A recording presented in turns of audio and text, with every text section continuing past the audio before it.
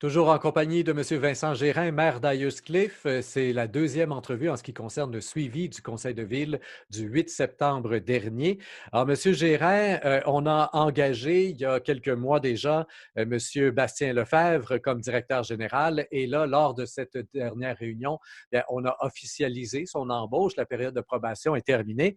Mais on avait lancé au cours de l'été un processus d'embauche pour ce qui est d'un poste de directeur adjoint.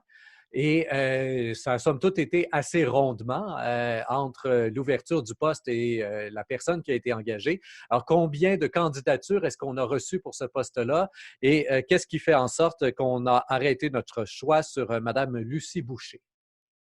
Ben, premièrement, M. Lefebvre est arrivé, je pense, au début de février, puis une semaine après son arrivée, il était plongé dans toutes les mesures sanitaires de la COVID, etc.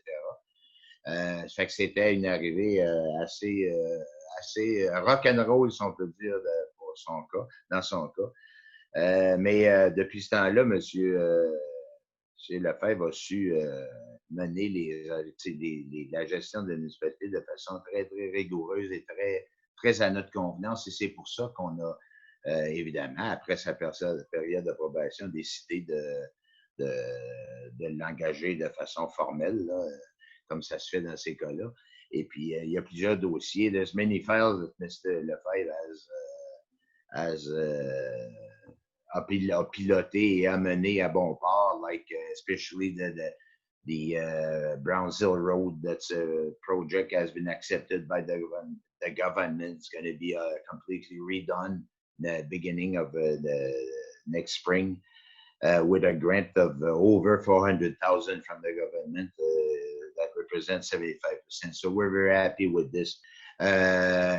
Ensuite, pour ce qui est de l'emploi de Mme Lucie Boucher, ben, c'est pas directement un poste de directrice adjointe comme tel. On l'a plutôt qualifié d'adjointe à la direction générale, là, mais c'est à peu près le même rôle, mais en tout cas, il y a eu 5 ou 6 candidatures. On en avait retenu 2 qui nous semblaient les plus intéressantes.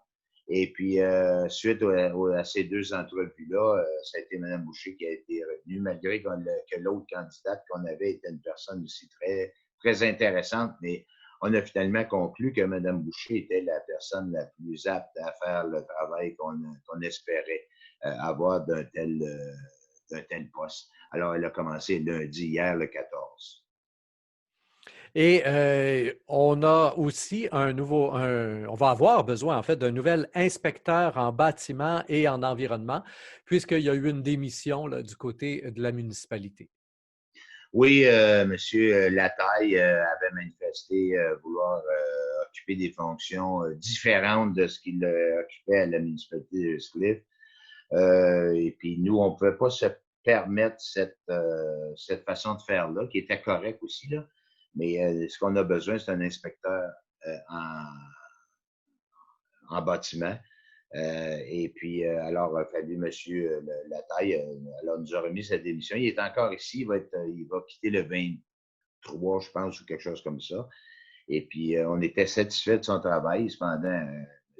Lataille ayant fait des choix de carrière différents, on a dû refaire un processus. Alors, on a eu quelques candidatures. C'est des postes qui sont très rares. Il n'y en a pas beaucoup.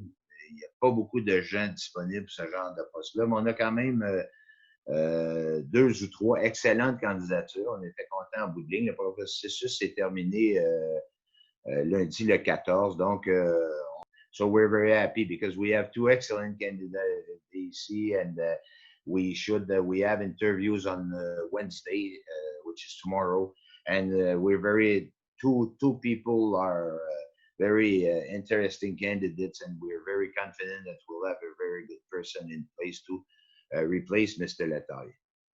Donc, on devrait avoir l'occasion de pouvoir nommer le nouvel inspecteur ou la nouvelle inspectrice, j'imagine, lors de l'entrevue qu'on pourra réaliser avec le suivi du conseil de Ouais, ville du mois effectivement, d'octobre.